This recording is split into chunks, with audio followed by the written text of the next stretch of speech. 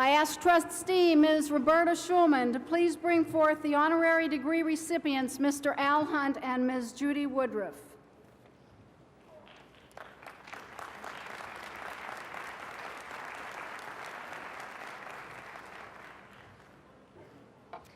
President Nunley, I have the pleasure and honor to present the first husband and wife team to deliver the commencement address, Mr. Al Hunt and Ms. Judy Woodruff, as candidates for honorary degree of Associate of Arts in Public Service.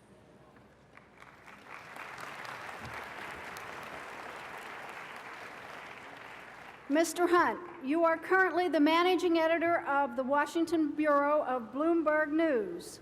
Prior to joining Bloomberg News, you worked for the Wall Street Journal for 35 years. During this time, you served as a congressional and national reporter, bureau chief, and executive Washington editor. Your commitment to excellence in reporting the news has earned you high honors in journalism. You and your wife have been steadfast champions for medical research and advocates for families affected by spina bifida and other birth defects. And both of you, we are proud to say, are the parents of a Montgomery College student. I might also take a moment and thank you because you helped one of our shining stars and favorite students here, Donald Washington, have an internship at the Wall Street Journal, and we were so very proud of him. Ms. Woodruff, you are a veteran broadcast journalist who joined CNN in 1993. You anchored Judy Woodruff's Inside Politics, the nation's first program devoted exclusively to politics. You have earned countless hours in broadcast journalism. You recently announced that you will be leaving CNN when your contract expires in June to teach, write, and work on documentaries. And yes, we were trying to recruit her this morning. Ms. Woodruff, we want you to know that we are so excited to hear of your wish to teach because we know that someone with your talent and experience will certainly be a great gift to students.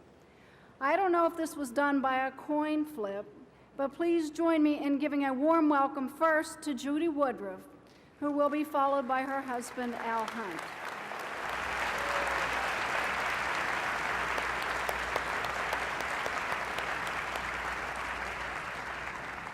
Mr. Coonahan, by the power vested in me by the Board of Trustees in the state of Maryland, I confer the Honorary Associate of Arts degree in Public Service on Mr. Al Hunt and Ms. Judy Woodruff, who have with diligence and honor served Montgomery College, the community, and the nation. Thank you. On behalf of the Board of Trustees, the President, and the faculty and staff of Montgomery College, it is with gratitude and pleasure that I award these degrees with all the rights and privileges appertaining thereunto. Congratulations, Mr. Hunt and Ms. Woodruff.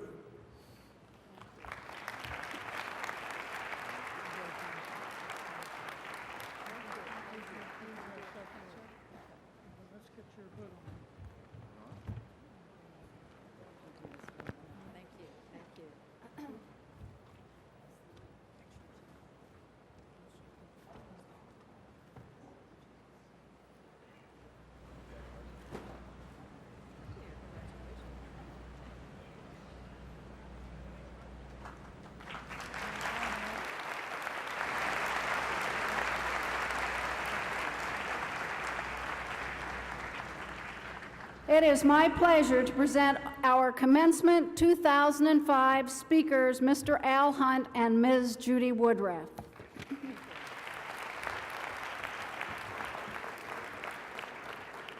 Thank you, President Nunley, trustees, fellow honorees who join us on this stage, to the faculty, the family, the friends, and most of all, Montgomery College class of 2005.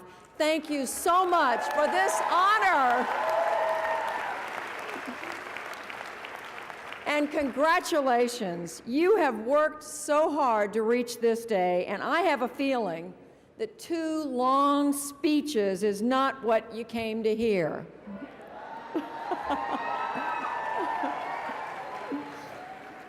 Well, you know, I cannot speak for my husband, but I feel, as commencement speaker, a little like the body at an Irish wake. You need him in order to have the party, but you don't expect him to say very much.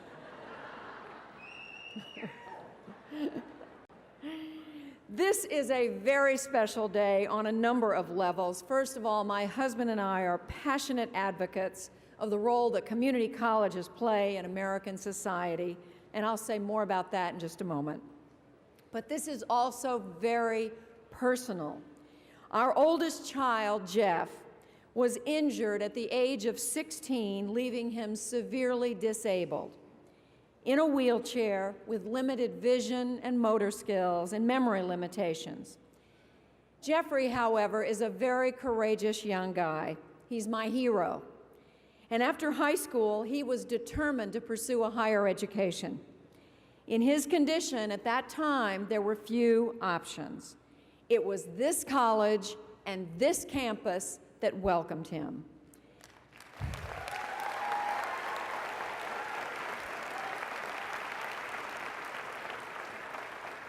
I'm not going to tell you that the last several years have always been easy.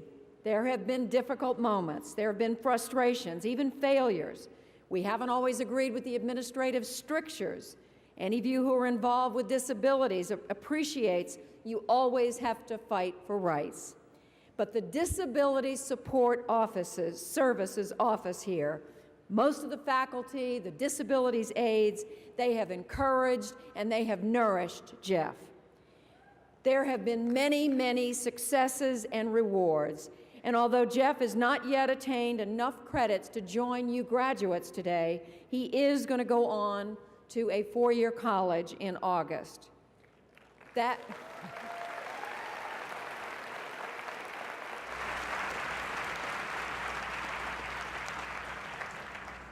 will prove even more daunting. But the experiences and the lessons and support that he has received here at Montgomery College will serve as his invaluable compass as he navigates the new challenges ahead. Thank you, Montgomery College.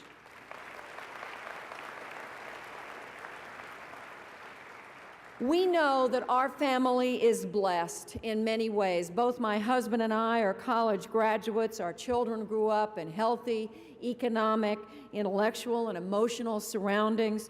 Many others we know have not been so fortunate. Because of Jeff, we have a far better appreciation for what the opportunities are that are offered at places like Montgomery College and what those opportunities mean. Community colleges, two distinguished journalists wrote in a very good book, are the unheralded aid stations of the working and middle class in 21st century America. To any doubters, let me posit one question. Name any other issue on which Bill Clinton, George W. Bush, Alan Greenspan, and Bill Gates completely agree. Other than the centrality of community colleges in America's economic and social fabric. Did you know that President Clinton, in his 2 terms in the White House, visited community colleges on 11 occasions?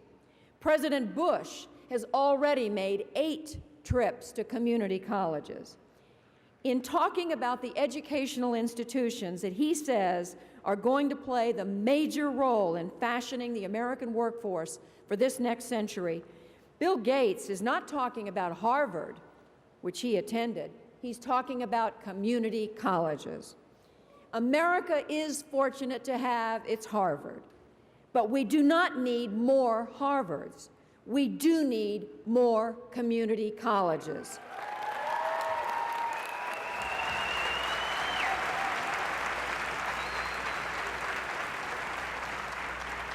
And America's successes in the global marketplace will be determined less by more support for the Harvards than by more support for the community colleges like Montgomery College. Federal Reserve Board Chairman Alan Greenspan, rarely a champion of more government spending, makes an exception when it comes to community colleges. In language that has come to be known as Greenspeak, he calls them, a crucial component in matching skills with the requirements of our capital stock. Community colleges, the Federal Reserve Chairman declares, are where we are getting the most leverage for our economic investments.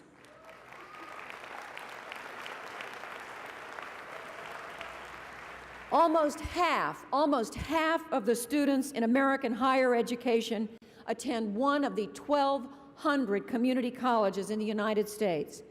Few are as distinguished as this school and as your esteemed president, Charlene Nunley.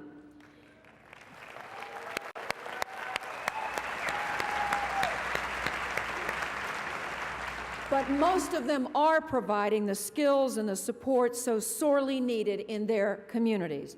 And while Montgomery College may be the elite of these vital institutions, you are a microcosm of the value and the contributions that these community colleges make. So many of you today are minorities, we are told. You are immigrants to this country, or you are adults who've gone back for a continuing education. You represent an unbelievable 170 countries at Montgomery College, and roughly 1/3 of you were not born in the United States. You are like a living, breathing United Nations.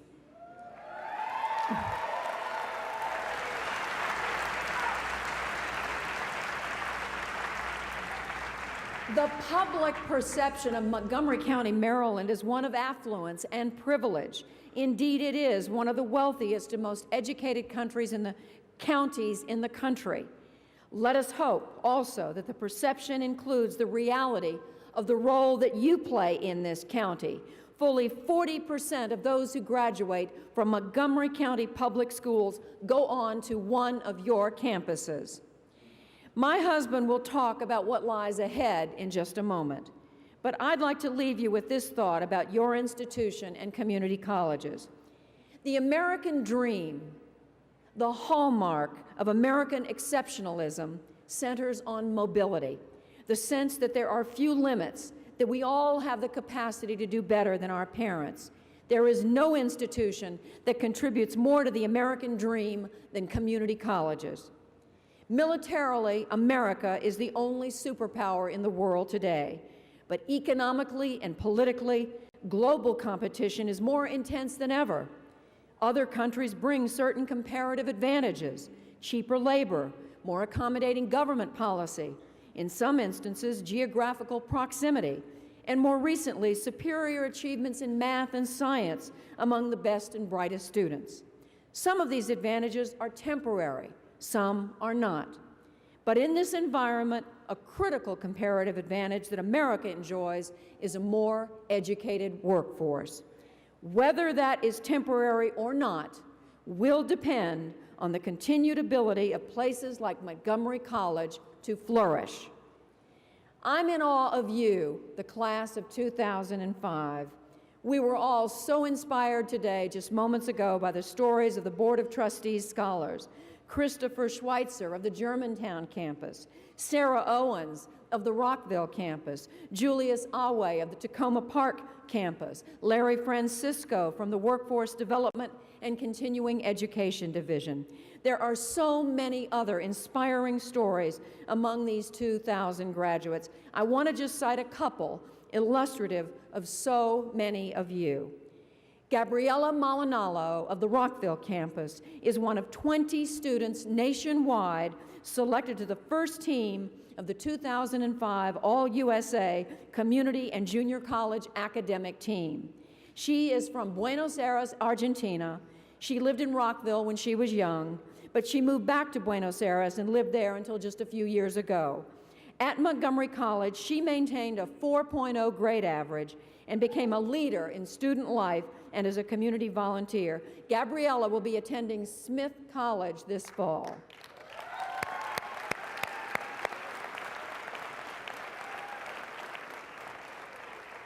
Donna Simpson was a struggling single mother of 3. She took courses part-time at Montgomery College before being admitted to the nursing program. She has worked full-time and has been a full-time mother all while going to college. She was a Harry Hardin Scholar here. She now works as a full-time nurse at the Shady Grove Hospital.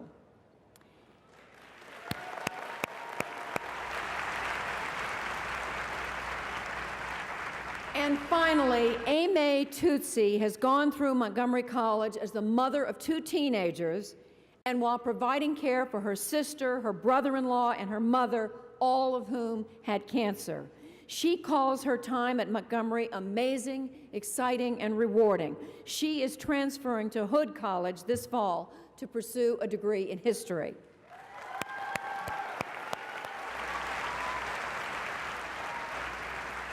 I suspect sitting among you this morning is the 2020 version of Jim Lehrer, my former colleague at PBS and a community college alumni, or the next Dustin Hoffman, or Kwaise Mfume, or Eileen Collins, NASA's first female mission commander. All of them community college graduates.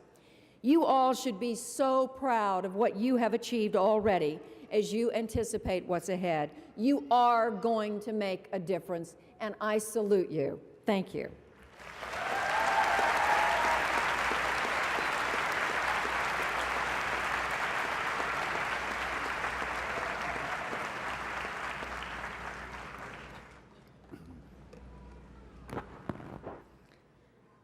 I, too, want to thank President Nunley, the trustees, faculty, and friends of Montgomery College for this marvelous day.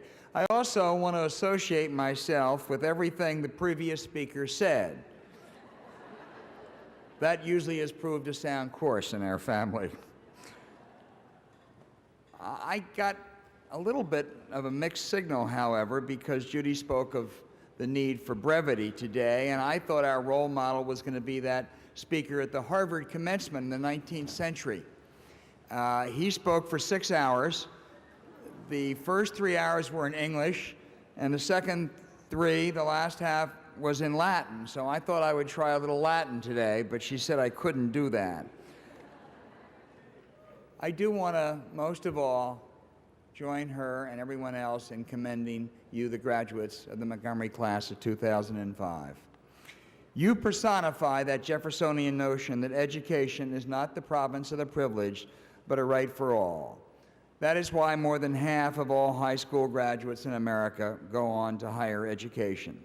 And you are, as President Nunley has proudly declared, the Ellis Island of higher education. One looks at those beautiful flags hanging there, and one gets a sense of how important that is.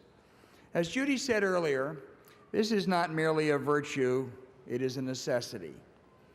There are among you today future CEOs, future prominent lawyers and physicians and scientists, perhaps a Nobel Prize winner. You also are the future nurses, firefighters, law enforcement officials, and automobile mechanics. 30 years ago, it really wasn't necessary to go to community college to provide many of those services. In the more complex world of the 21st century, it is. And yet, while we bask in the collective glow of the recognition of the crucial role community colleges play in America today, let me offer a challenge. Do not take this for granted. You are under assault. It's subtle, but it's real. All that has been said about the virtues of community colleges in general, and Montgomery College in particular, is true. But the following is also true. Across America this year, hundreds of thousands of prospective students are being turned away by community colleges because of insufficient resources. Even this excellent school struggles to keep up with the increased demand of students while maintaining small classes, a first-rate faculty, and affordable tuition. Despite the grandiloquent rhetoric from President Bush and other national leaders, funding for community colleges is being cut back in many places. Commitments are not being met. Even the state of Maryland, more generous than most, has yet to meet its pledge to fund 1/3 of community college budgets. Pell Grants, which benefit many of you, are worth less today in real dollars than they were 5 years ago. The General Accounting Office yesterday reported that almost 2 million lower-income students will see a decrease next academic year in their grants, and across the country, 81,000 applicants will lose all funding. That disproportionately hits community colleges. A major problem is at the state level, which provides some 44% of overall community college budgets. Yet pressures persist to squeeze budgets. The conservative activist Grover Norquist now demands that candidates for top state offices, as well as federal offices, sign a no tax increase pledge. He's quite open about his goal to starve the beast. The beast, in this case, is government. That is a clear and present danger for community colleges. For while your merit may be greater than most, there are important competing claims in any squeezed market: health care, elementary and secondary education, law enforcement, environmental protection. If a rising tide lifts all boats, when the tide goes out, it takes most vessels with it. It doesn't matter what party or philosophical persuasion you embrace, but never, never fall prey to that canard that government does not matter or is the enemy. Just as the consequences of bad government are pernicious, the contributions of good government are profound. When I was in your shoes 40 years ago, there were people of color in the United States of America who could not vote, who could not go to the same restaurants or even drink out of the same water fountain as white people. Government changed that. The air you breathe and the streams you boat and fish in are cleaner today because of government. The internet was born in the Department of Defense, and much of the world looks to America for medical breakthroughs because of the National Institutes of Health. Community colleges have become our aid stations, our secret weapon in global competition because of government support. And the challenge for you today is to remember that and remind others. Whether you now are going on to College Park or to Smith College or any other four-year school, or you're going back to the workplace, never forget your Montgomery College roots.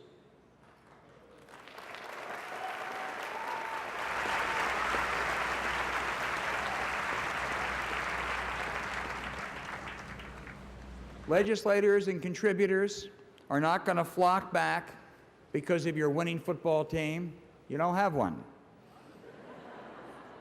You probably are not going to have as many members, for now at least, in the city council and legislature as some older and more established institutions. And frankly, you're probably not going to get as much attention from the news media. So that means it's up to you to explain the importance this experience has had on all of you. It helped you be the first members of your family to go to college, or it helped you understand this new country as immigrants, or it helped you increase the skills you need to get or keep the good job you have. Amid outsourcing of jobs and industry shriveling up, you are the gateway to a continued dynamism in the American economy. It'll take money, resources, commitment to keep community colleges on the cutting edge, responsive to the latest technology and needs. Some time ago, there were people in America who thought of community colleges as second-class institutions attended by third-class students who were not up to 4 years of regular schools. Everyone today, from presidents of the United States to the chairman of the Federal Reserve Board to captains of industry to pedestrian journalists, now know that is not true. But it is up to you to spread that gospel to the community college agnostics. In closing, I want to say how pleased and proud and honored we are to be here today, and I want to express my appreciation for the great honor you have bestowed upon us, and join my wife in thanking you for all of your kindnesses to our son these past few years. And I want to commend this magnificent school, and I want to congratulate all of you today for your extraordinary achievement and the knowledge that you are leaving to make America a better and more prosperous country. Godspeed.